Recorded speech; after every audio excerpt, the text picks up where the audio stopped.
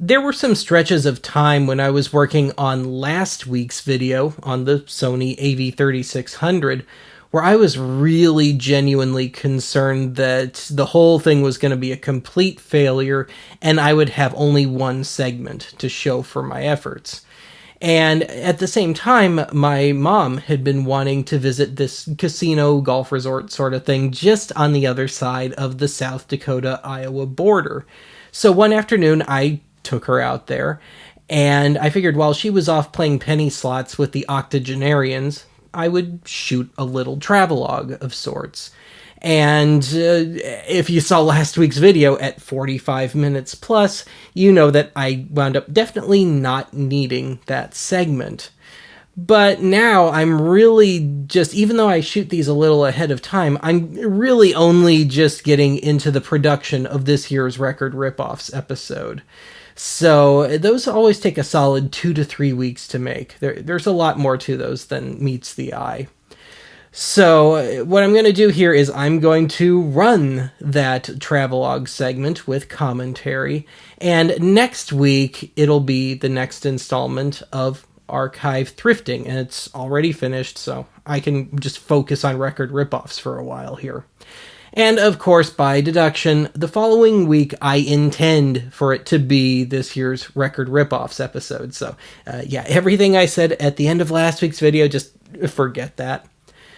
But anyway, if the YouTube gods will allow, and barring any major, brain farts on my part, I am hoping to make it, I won't quite guarantee, but I am really, really hoping to make it our first ever all 80s edition.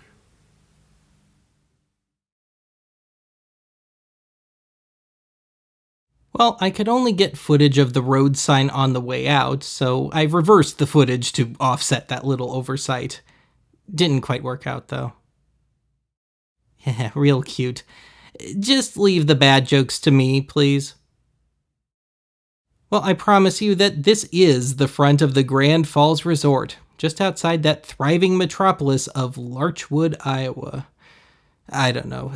To me, it looks like a high school. Granted, a much newer and nicer one than the one I went to, but still.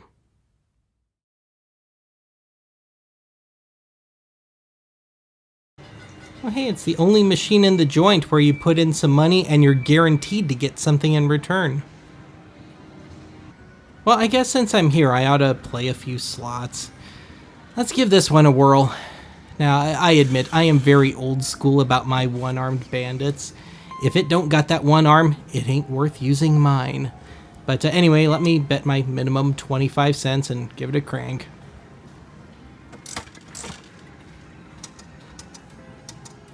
What do you mean I didn't win anything?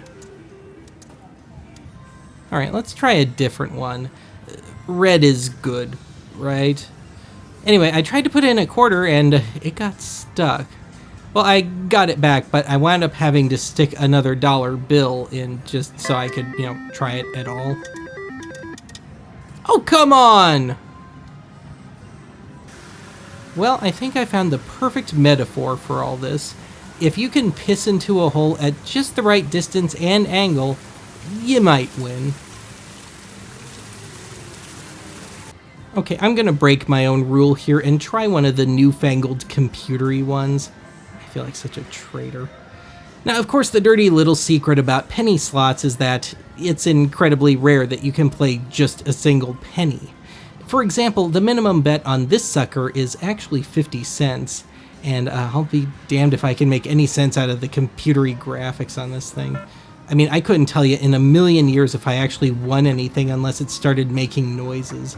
And assuming I don't get thrown out of the building because I somehow damaged the machine. But yeah, anyway, another alleged penny slot here, and at least it's one I can sort of make sense out of.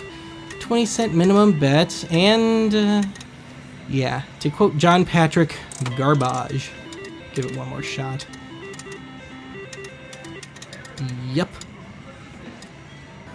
Well, I'll give them this much. At least they're being honest with this one. Oh, hey, Wayne Newton's going to be coming through. The Wayne Newton, not just some stupid tribute act. But, yeah. One last so-called penny slot, and I got on a bit of a roll with this one. I was up from where I started. But of course, the instant the camera went on, it all went straight to hell. And to make matters worse, some idiot with a gigantic hole punch had gotten to this machine at some point. No respect. I'm actually not that bad a poker player. In person. The box really helps with my poker face. But yeah, at a minimum of $5 a hand, I'm not gonna be playing at one of the tables. Now, as for these video poker deals, I'm convinced they're crooked as all hell, but at least there's a little strategy to it. Now, I actually just about bottomed out here, but I somehow managed some kind of comeback as I went along.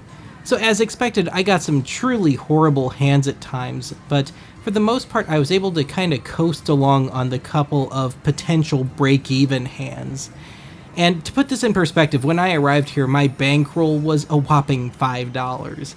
I topped out at around $7 at one point, and I was just happy to come out a little ahead here, so yeah, see how this one turned out. And you'll see I'm being a little flaky about my card choice, but it worked. Yeah, so with my 50-cent windfall, I'm going thrifting next week. Join me then. So long, Grand Falls. It's been real. Wake me when Blue Oyster Cult comes out to do a show.